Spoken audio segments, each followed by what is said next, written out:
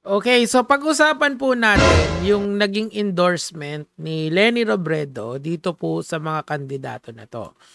Okay, siyempre alam naman natin si Bam Aquino, si Kiko Pangilinan at saka si Heidi Mendoza. These are all and si Dodoy Balon. Actually, hindi ko kilala 'tong si Sir Dodoy, eh. Pero, si Kiko, Heidi, and Bam, miski hindi naman sabihin ni Leni yan, talagang i-aano ko yan, ipu-push ko yan. Bakit? Kasi nga po, matagal ko na kasi silang sinusuportahan nung ano pa lang, nung 2022 pa lang, okay? Kakamping days pa lang. So, si Kiko Pangilinan, ang mga achievements niyan or mga laws na napasa niyan, more on agriculture. And actually, kaya ako siya gustong ibalik, it's because I would like to see yung improvement natin sa yung mga batas about sa pag-modernize ng pagsasaka.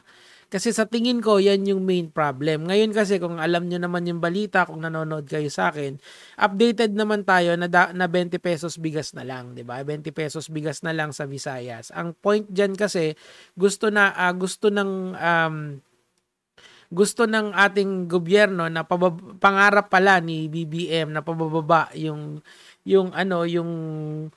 bigas, and natupad naman yung pangarap niya. Yun nga lang talaga, sustainable ba to? 'Di ba? Kasi yun yung inaano natin eh. So ang ginawa nila ngayon, kagaya nung marami sa Kadiwa centers, sinubsidize ng gobyerno natin yung as I've said before, kasi alam niyo naman yan, sinubsidize nila yung bigas na ipapamahagi at sa murang presyo sa Visayas region. And ang problema kasi sa subsidy is yung long term and short term goals nito. Sa short term talaga okay yun, walang problema doon.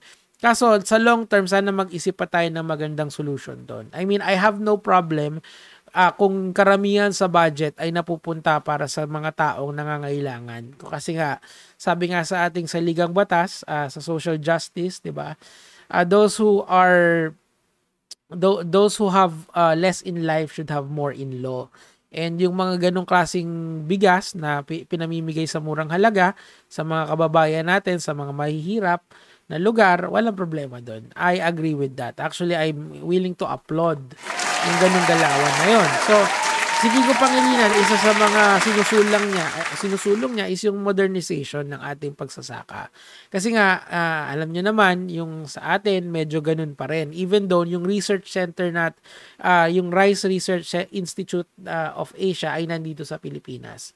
Yun yung siguro pinakahinanakit ko sa buong fiasco nito ng bigas. And of course, siguro yung basic education na lang din ng dito sa Pilipino na you really don't need so much carbohydrates in your life. Sakto lang talaga. Dapat protein heavy tayo talaga.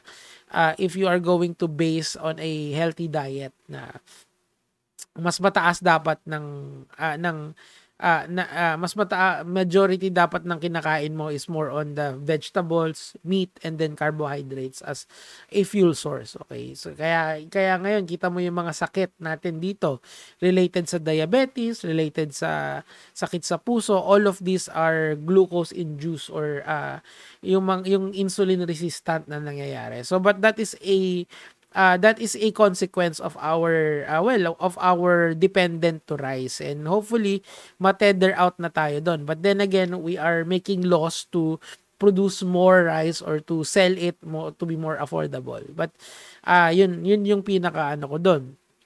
pinaka-gripes ko doon. Now, si Bam Aquino naman ang yung Colegio Free College, alam naman natin yan. Isa siya sa mga proponents noon, and maraming nakinabang dyan for higher education. And of course, si Heidi Mendoza naman, alam niya kasi yung galawan ng pag-spend ng budget kasi dati siya sa COA.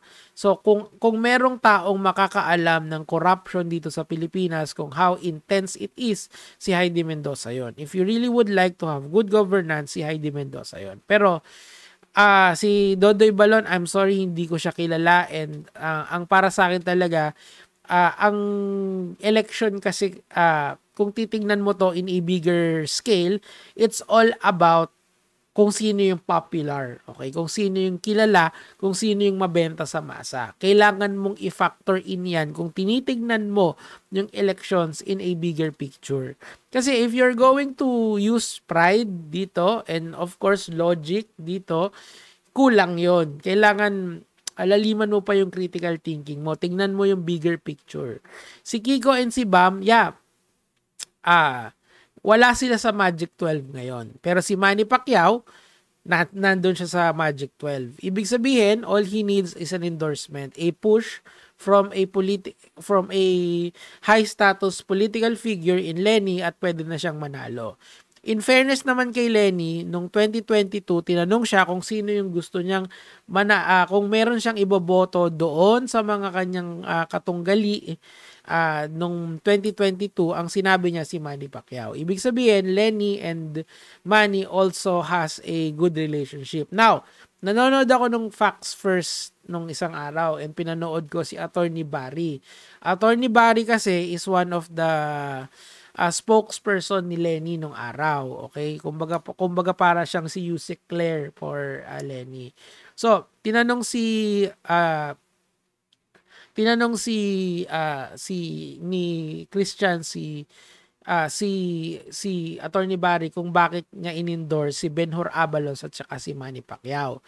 Ang sagot ni Ben-Hur is that ni Attorney Barry, usually ang endorsement ni Lenny is personal. Ibig sabihin, pagkaibigan ka niya, hindi ka niya iiwanan. It seems to me that these are yung last two choices, Manny Pacquiao and Ben-Hur Abalos, are personal choice ni Lenny. They are not within the kakamping circle. Of course, si Manny Pacquiao may sariling bilog yan. Si Ben-Hur Abalos naman, of course, alam natin na strict yan na alyansa yan and kakampi talaga ni PBBM yan, di ba? Ano yan, anti-pogo, negative yan sa China. Although hindi nyo gusto yung kanyang way to campaign, pero kailangan yun nga kasi. Kailangan mo kasi ng visibility na tinatawag. So, ano ba yung visibility na yun? Di ba, di ba nakikita nyo sa survey, ito yung percentages kung ilan yung nakuha nila. Tapos nakikita nyo dun 100, may katabing 100, 98, 99, 86. Ibig sabihin yan, dun sa 100 respondents na tatanungin nila doon, ilan percentage yung may kilala sa botante na yon, 'di ba? Hindi ganoon kataas kasi yung visibility ni Ben-Hur Abalos eh. Kaya nakikita niyo talaga kung saan-saan yung mukha niya para makilala niya. Kasi okay, ganoon talaga nasa politika tayo. Now, if you do the political math dito, kailangan ng tulong ni Manny at ni Ben-Hur. If you are thinking kakamping, you don't want the DDS na bumalik. Kasi pag sila na naman yan, i-demonize na naman nila yung mga ginawa na maayos nung ibang mga naging presidente. And magkakagulo-gulo na naman yan. Gagantihan nila sila PBBM. Gagantihan nila yung ating liderato ngayon. Bakit? Kasi nga, hinuli sila, nakita yung kalokohan nila. Gusto nyo ba yun? Diba? So, ngayon, tandaan natin, 12 yung iboboto nyo sa darating na eleksyon. Okay? Doon sa 12 na yon, hindi lang etong apat na inendorso ni Lenny. Kalahati pa lang yan. Meron pang susunod na kalahati. This is why ako, sinasabi, nung isang araw, tinanong ko kayo doon sa Facebook, okay ba si Lacson? Gusto nyo ba si Lacson? Diba? Ako kasi, eto, sure na ako dito. 1, 2, 3. Kay Manny, mukhang magmamani Pacquiao ako. Ako lang yon ha. Tapos, of course, Erwin Tulfo. Yun na, may 5 na ako. Si Ben-Hur Abalos, hindi ko alam. Pero kung idol nyo si Lenny, why not, di ba? So, pero kayo yung pumili nung iba nyo. Meron nga, hindi naman pustahan. Pero sabi niya, straight PDP laban daw siya. Pag nanalo yung 10, sabi ko, sige, pa-Gcash kita, ginanon ko. Pag nanalo yung 10 sa kanya, isesend ko talaga yon. Ang point ko dito kasi, you have to look at the election at the bigger picture. Hindi ka pwedeng hindi magkaroon ng kakampi. Okay, walang 12 slate ang kakamping ngayon. 2 lang sila essentially. Si Heidi Mendoza parang parang wala lang, parang sumampal lang talaga, 'di ba? Sino to? si Guanzon, yung si Lucaret na ano, yung maingay, 'di ba?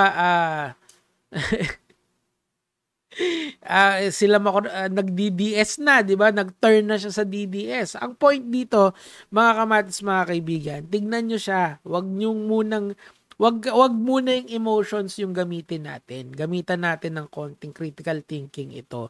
Kung bakit ito yung choice ni Lenny. Matalinong tao yan si Lenny. Na-demonize lang siya ng mga DDS. Attorney Lenny nga yan eh, 'di ba? And yun nga lang, alam naman natin na sa politika, siraan talaga dyan. So, kayo, bahala kayo kung sino iboboto nyo. Pero kung nakatulong man tong video na to, of course, maraming salamat po sa patuloy nyong pagsusuporta. Yun lang naman yung sa akin for today, Gege mga lads.